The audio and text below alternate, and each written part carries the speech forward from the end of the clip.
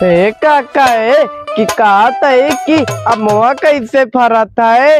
बेटवा पहले बौरा लागत है, हाँ। फिर टिकोरा होते, फिर बड़ा बड़ा आम होते। अच्छा, हम सोचे न एक बैग बड़ा बड़ा हो जाता है काका। फिर कहा था कि ऐसे नान नान लड़का पैदा हो तो हाँ हो हाँ। वो हमारा दोस्त आवत बाटे, हम जाते ही घूमे काका। आए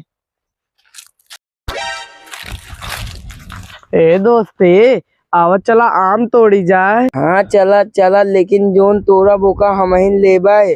चला भाई, और का कह सकी थे।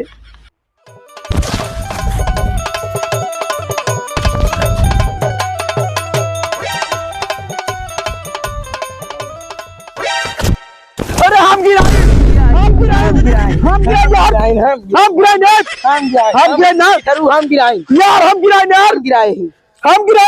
जा जा, आज के बाद माता कट्टी आए। जा आज के बाद हमारे साथ भाई चलावे ना जा जा जा।